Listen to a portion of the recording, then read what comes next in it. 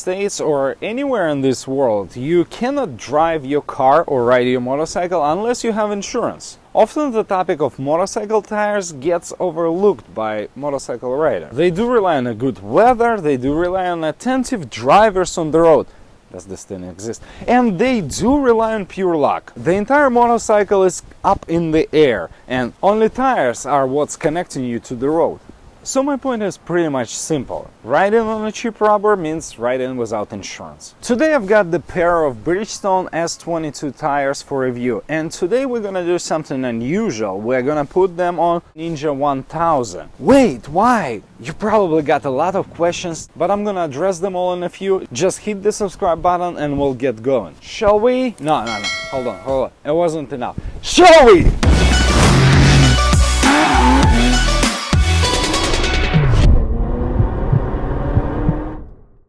Stop, and let's just talk about stats. Recently I saw them and I was like confused. A lot of people watch our videos, but not everybody really serious about it. Just move the mouse, it's pretty simple, and hit the subscribe button. It's gonna help us a lot to create more content for you. It's gonna help us to bring you newest and coolest videos about cars, bikes, gear, and now parts. So hit the subscribe button, ring the bell, and now, shall we?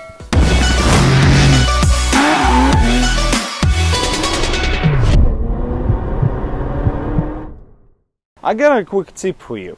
Yes, you're my favorite home experts. We're gonna put 190, 55, 17 to a Ninja 1000. Yes, the book says it's supposed to be 190, 50, but I'll explain you why you don't always have to act by the book. For the Ninja 1000, rear is gonna be 190, 50, 17, and for the front you need 120, 70, 17. And here you have very minor difference. The rear tire is 190, 55, 17. For the sport touring class, most of the manufacturers will just simply go with lower profile, and they're gonna tell you it is more suitable for street riding. Well, street riding nowadays is more aggressive and sometimes requires even more grip and requires more out of the tires, rider, and the bike. But in reality, think about this. 55 profile for the rear gonna cost you right around 10-15 bucks more. And it's not a lot in your books, just 10-15 bucks more investment. Now let's do the bookkeeping for the manufacturer. And you're talking about millions of motorcycles sold worldwide, and they were able to save like 10-15 bucks per each motorcycle. That's a lot of money right there. If you're gonna go with 55 profile, you're gonna get sharper steering response, and most of the people think sport touring. Touring is the last word, so it's supposed to be touring. But when you put the proper rubber, you move the word sport up, but it's still gonna be more relaxed for your back and wrists. In comparison to S21, you're gonna see the same layout. You have 3-layer construction for the front tire and 5 layers for the back. But right now they're using a different mixture that will allow you to get better performance when it comes to wet grip. In terms of the wear, well, it's a grippy tire, don't expect much. But getting to my point, this is your best insurance. And when you're gonna be heading back home, and apparently sometimes you get caught in the rain, you're just gonna have safer feel and peace of mind. For you, just a moment. For a mechanic, it's an hour of work.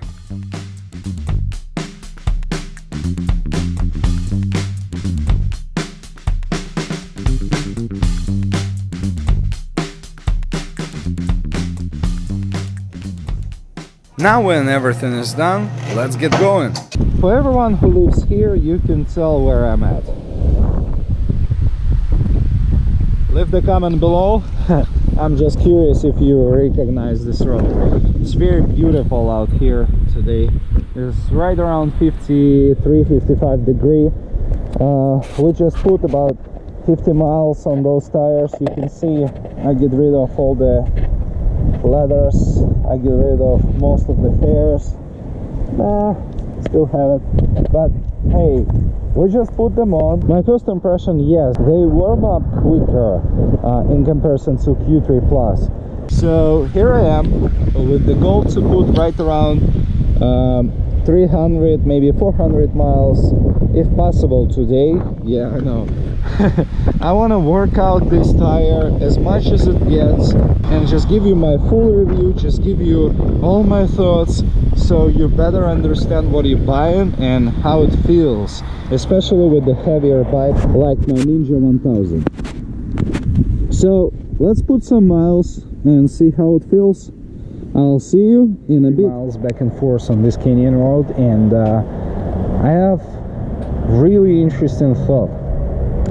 It's way softer when you go through the corners. Yes, you can tell I'm still working on it. I still have my chicken stripes and things like that, but I'm not riding crazy. I'm just riding as a normal human being. I'm just going slowly through the corners. I'm just enjoying my pace. And I have to say, in comparison to Q3 Plus or S21 that I've had previously, this feels way more street orientated than any other Dunlop or any other tire in the same price range, in the same category. Yes, you'll probably invest more than any sport touring tire because you're gonna swap them more often, but at the same time it's such an enjoyable ride. And I'm saying that because you can feel how the tire gets softer when you lean over and you go through the corner, you hit the bump and you feel that the tire soaks up the bump way better on the side, on the shoulders, than it would be on the center. So those are very easy to warm up, very easy to keep warm, and those are perfect for the street. At least right now it's a beautiful 55-degree day. I'll try to give you more feedback after I'll spend at least another 100 miles on those tires, and I'm positive it's gonna be fun. You can tell I just had a chance to warm it up. Nothing too fancy, nothing too crazy, just enjoying street riding. And I have to give you a comparison. For example, if you take Dunlop Q3 Plus, which is a go-to tire, if I can put it this way, it's gonna be harder. So the center compound feels a little bit harder, and since this S22 has 3 layers, as soon as you lean over, you feel the tire works in your favor. It's just like a little bit softer, it gets warm quickly, it feels planted, it feels very responsive, and it also soaks up the bumps. So in comparison to Q3 Plus, you'll see a difference in terms of the feel. Those are softer, at least at the first take after riding for 100 miles. Going through the corner, it feels very planted, it's got plenty of grip, and it's very good for a street setup. The only one question, I don't know yet how it's gonna be when it's gonna get rainy. Anyways, you'll click subscribe, I'll keep going, and I'll give you an update probably in the next 100 to 200 miles. And you can tell the sides get a little bit warmer. Getting used to it, it's very nice, it's very predictable. You can see the rocks are sticking. I think it's a great go-to tire if you still want to clock some miles. You want to do spiritual ride, you want to do canyons, you want to do twisties, you want to make turns, and this would be the easiest solution. You just throw a pair S22 and you'll be good to go. It's pretty much go-to tire, especially for somebody who's gonna be doing mostly street riding. All right, that's it. On that note, we're gonna wrap up. I need some gas and I'm heading home. See you soon.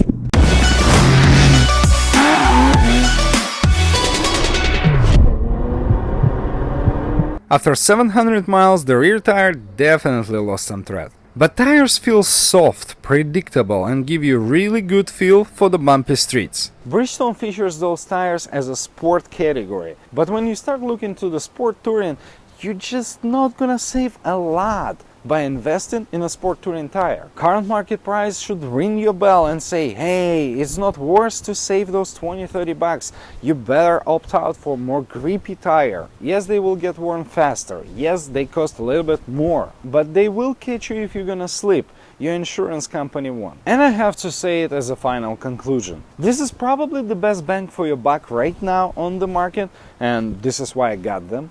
And you should always, again, you should always buy a good rubber for your motorcycle. Better save on something else and enjoy the ride. What do you think about Bridgestone Battlax S22 and what do you run on your bikes? Leave the comment down below and we'll see you next week.